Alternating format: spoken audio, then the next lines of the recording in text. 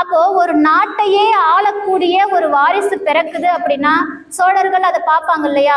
அப்போ அங்கே சோழ பேரரசிக்கு பிரசவ வலி ஏற்படுது, அவங்களும் பார்க்குறாங்க, ஜோதிடம் பார்க்குறாங்க. அங்கே ஜோதிடர்கள் சொல்றாங்க, இந்த குழந்தை ஒரு சில நாளிகை கழித்து பிறக்குமே ஆனால் இந்த குழந்தை மூவுலகையும் ஆளும், அதோடு மட்டுமல்லாமல் சிவ ஆலயங்களை கட்டும்னு ஸ்டார்ட் பாருங்க. சிவ ஆலயங்களை இந்த குழந்தை கட்டும். எப்படி?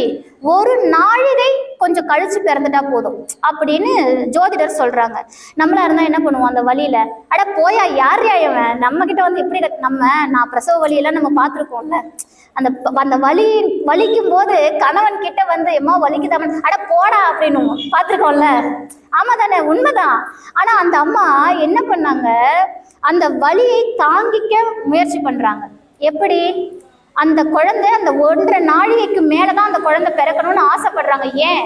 அந்த குழந்தை பிறந்து சிவ ஆலயங்களை கட்டும் அப்படிங்கிற ஒரே காரணத்தினால, இந்த சிவ தொண்டை செய்யும், சிவ ஆலயங்களை கட்டுங்கிற ஒரே காரணத்துக்காக என்ன செய்யறாங்க, கூட இருந்தவங்க எல்லாம் வெளியே அனுப்பிட்டாங்க. அங்க தன்னுடைய தோழிகளை மட்டும் வைக்கிறாங்க. அந்த தோழிகள் கிட்ட சொல்றாங்க, என்னை தூக்கி தலைகீழா கட்டு அப்படிங்கிறாங்க. நல்லா யோசிச்சு பாருங்க. நிறை மாத கர்ப்பிணி குழந்தை இப்பயே பிறக்கும் போல இருக்குது. ஆனா அந்த அம்மா சொல்றாங்க, என்னை காலை 2ஐயும் கட்டி விட்டு என்னை தலைகீழாக தொங்க விடுன்னு சொல்றாங்க. எல்லாரும் பயப்படுறாங்க. அம்மா இது உங்க உயிருக்கே ஆபத்துமா, வேணாமா?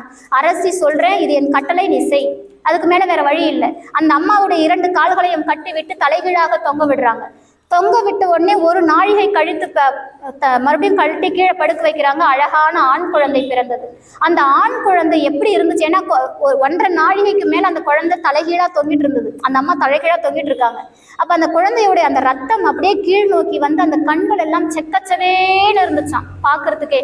அப்ப அந்த குழந்தைய தூக்கிட்டு வந்து அந்த அம்மா கிட்ட காட்டுறாங்க, அரசியாரே ஆண் குழந்தை பிறந்திருக்குது பாருங்க அப்படின்னு. அந்த அம்மா சொன்னாங்க, கோச்செங்கண்ணன் பிறந்தனோ அப்படின்னு கடைசியா ஒரு வார்த்தை சொன்னாங்க. கோச்செங்கண்ணன்னா அந்த கோன்னா அரசன், செங்கண்ணன்னா அப்படியே ரத்த நிறத்தில் இருக்கக்கூடிய கண்கள். அந்த பேரே அவருக்கு நிலையாக மாறிவிட்டது. கோச்செங்கண்ணன் பிறந்தனோ அப்படின்னு சொன்னாங்க. அந்த அம்மா உயிரை விட்டாங்க. நல்லா யோசிச்சு பாருங்க. பெண்கள் சிவபெருமானை வழிபாடு செய்யலாமா அப்படிங்கிற கேள்விக்கு நான் பதில் சொல்றேன்.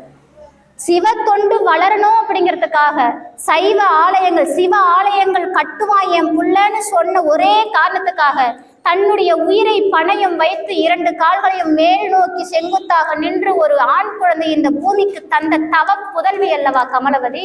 அந்த மண்ணுல வாழ்றவங்க இல்லையா நாம சிவ பூஜை செய்யலாமா வேணாமா?